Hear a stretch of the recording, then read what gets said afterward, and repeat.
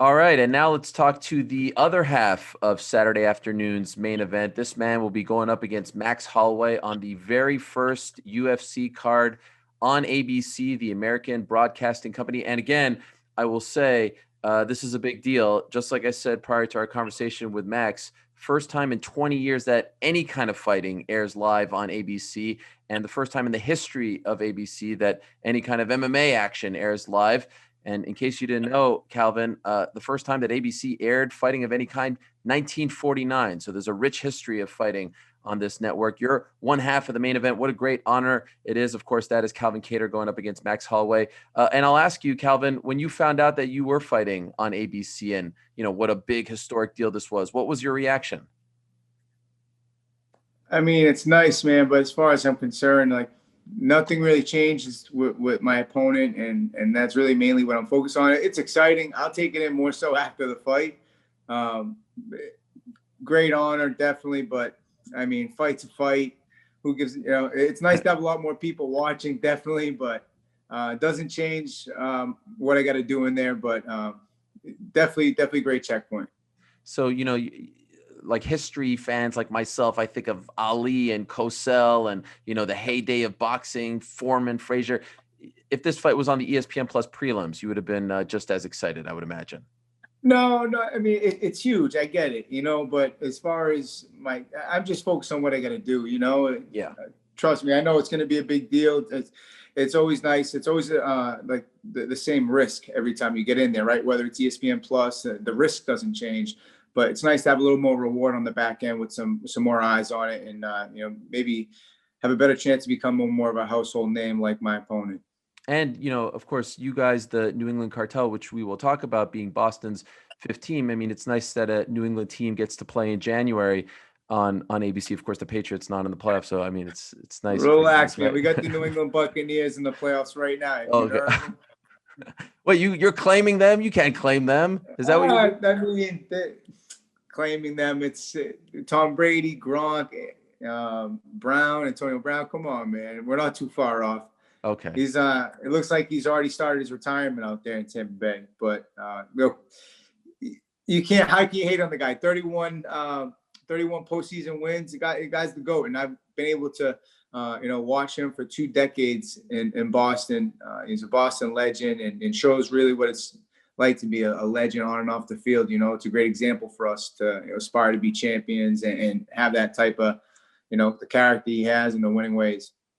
Before we get to the success of your team, I'm curious, when you got the call that Max was your next guy, this, I would imagine, like, was he number one on the wish list? This is the guy that you wanted, correct? I mean, the champ's always number one, Sure, but sure. yeah, you got to work our way to him. It seemed like it made the most sense. He's sitting back after that last one, and the division was at a standstill for a while. Until Ortega took on Zombie, and it was good to see some movement finally in the division. For a while now, it's been kind of stuck, and he just seemed like he's the only one that was looking for an opponent, and myself included. It just seemed to make sense. I thought it'd come, and when he signed the contract, it was no surprise. It was more like continue the work we were already doing all 2020 in preparation for a big opportunity, which now we have in front of us. Did you see his last fight against Alex Volkanovski? And if so, what did you think of his performance? I was out here in Fight Island as well. I was taking on Ige. I was getting in some work, training while it was going on. But what I saw, very close fight. I got to credit the champ in the 5th round, doing what he had to do to kind of come back and show a good championship, mindset, digging deep, getting maybe the takedowns. And I think he edged him out in the 5th. But I thought Max looked real good leading in. I have to watch it again. I only saw that once. Okay, so you didn't watch it leading up to this fight? No. And you don't plan on it? No, Tyson did a lot of film. I more so see, I see like clips, things like that every now and then, tendencies like, I did watch other fights too, but more so we kind of chop up some clips, see tendencies, and like over the course of most of his fights, as opposed to kind of just one fight in particular. But no, I didn't watch that one from start to end. Again, leading into this one, no. The reason I ask is after the first Volkanovski fight, I think there was a bit of a narrative brewing that he lost a step, and I think he shut up all those doubters in the second fight. I think he looked great, especially early on. I think he won the fight ever so closely. And so I'm wondering, in your mind, which Max do you think shows up? Do you think it's the first Volkanovski Max, the second, the best Max? Do you feel like he lost a step? What are you thinking as far as which Max shows up? Man, critics love, jumping on a guy early, losing a step, this, that. No, I plan on fighting the best Max Holloway, to step in there. And that's the only way to prepare for a guy. Uh, just like they prepare for the Patriots, right? It's always a Super Bowl when you're playing the Patriots. And no matter, where in the season you play him. So I know Max is going to be the best Max stepping in there. He's hungry. He's looking to, get back to that championship belt. But he's got me in front of him now, and there's a lot of talk of the champ and this and that, and he's going to be fighting the best Calvin Kattar as well. So it's going to be made for a great fight. Like you said, ABC title implications on the line. I'm excited. Classic matchup where I think you could make a very strong case if you win, you're next in line. Obviously, Ortega and Volkanovski are going to fight, but I'm wondering if your team has been told you win this fight, you're getting a title shot next. Yeah, I mean that'd be the way I see it, but who knows, man? We know rankings, politics, all that. I know it puts me in good position when you take out the number one guy. That list gets real small. Is that what you will be asking for? Definitely. I said it prior to me getting this matchup. I think if you want, a shot at the champ, I think you got to go through everyone thinks Max is already the uncrowned champion. I think he won that fight. And I think if you want to fight the champion, you should have to go through him anyway. Right. Number one contender. He's the pound for pound 8 fighter in the world. Like you said, when I first watched it, I gave him the nod. It was right there. So, I know he's hungry. But so isn't the guy up and coming who's never had the accolades he's had. Who's hungrier? And so talking about yourself in the year that you had a phenomenal 2020, 2 great performances. And I'm wondering about this. I did my year in review last week, and I mentioned you as one of the most improved fighters in the UFC. Sometimes people take that as an insult. It's not meant to be. I think it's a compliment. It's meant to be a compliment as far as I'm concerned. Do you even agree with that, though? Because other people will be like, no, Calvin's been doing this thing for a long time. He's just getting the love and attention now. Or would you agree that you have improved quite a bit since you maybe not entered the UFC, but the last couple of years? I definitely learned more since I made my debut in the UFC, than I have in my whole career. Now it's just about absorbing it all, and then it's like stepping up to the tee shot. You're thinking all these things, but then you got to not think of really anything, go out and just swing the club. I feel like that's where I'm at. I got a lot of information, and it's always adjusting who you're fighting.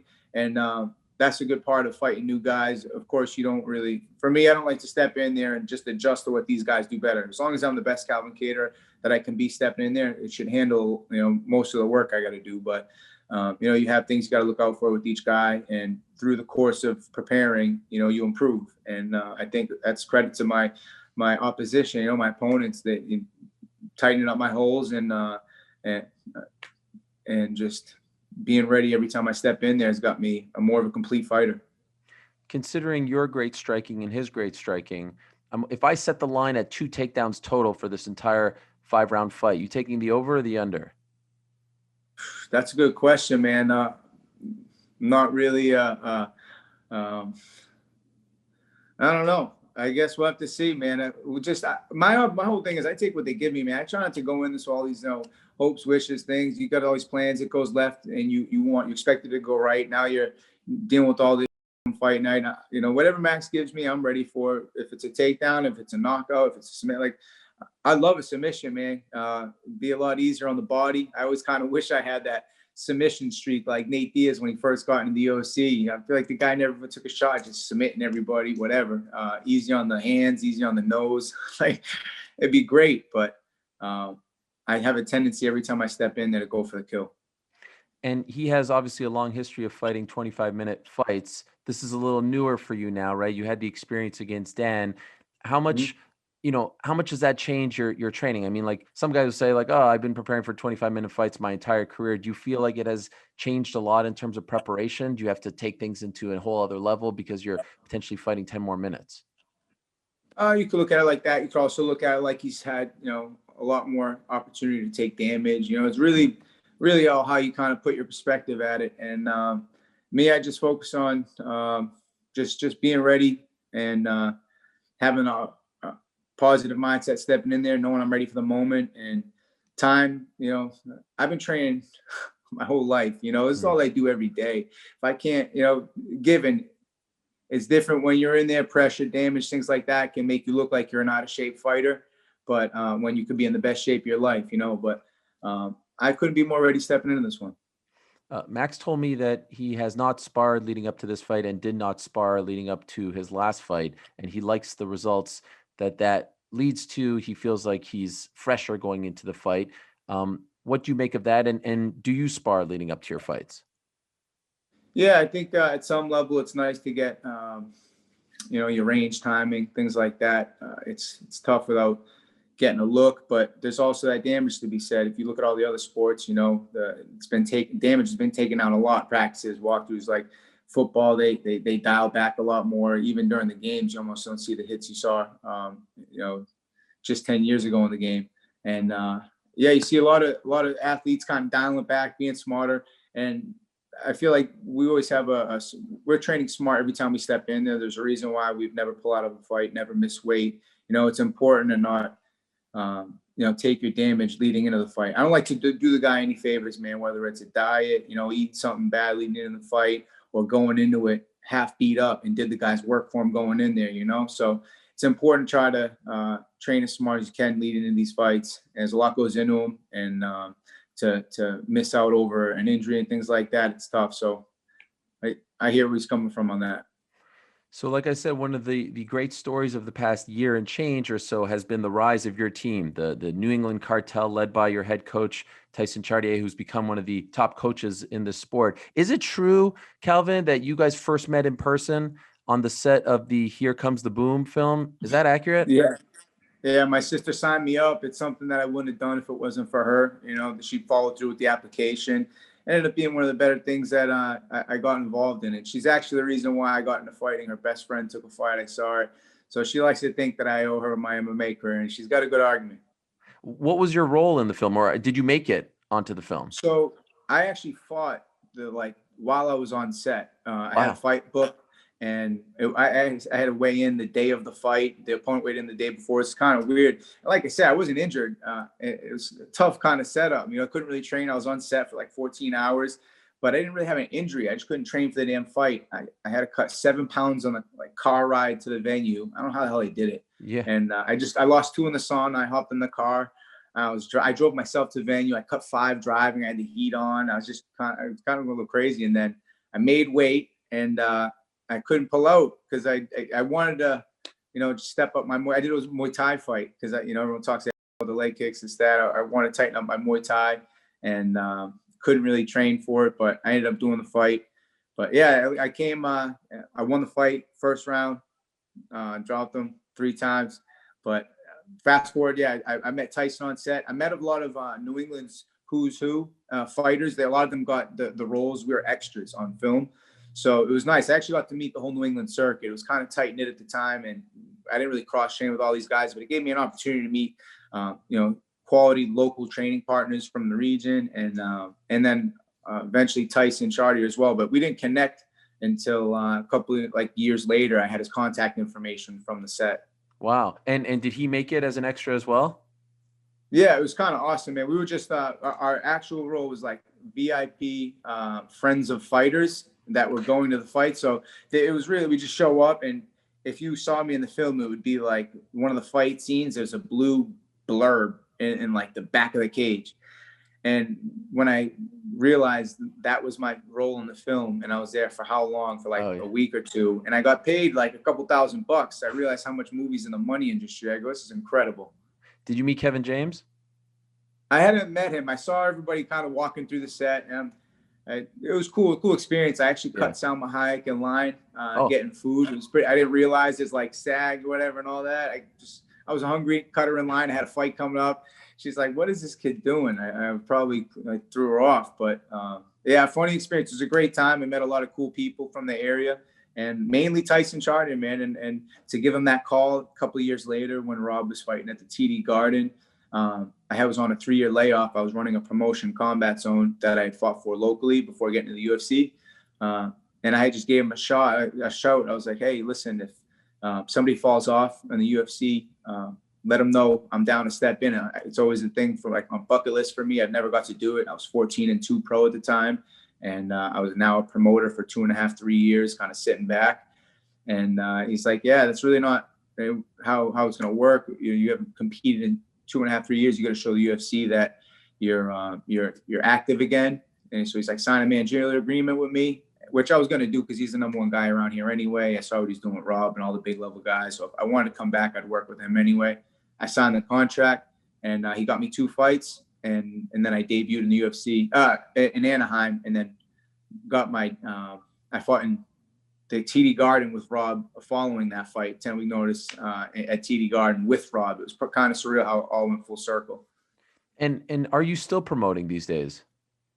Yeah, unfortunately, it's at a standstill this past year, the state regulations, but it is a big goal of mine right after this fight to just get this local scene up and running. It sucks, man. And a lot of the guys, like my combat zone 145-pound champ, Tom Pax, he was helping me out getting ready for this fight, Nick Fiore. A lot of these guys, like I just, it sucks to see him sitting on the sidelines without much opportunity right now locally. And I can't wait to get back and really put on my promoter hat and just get things up and running for the guys.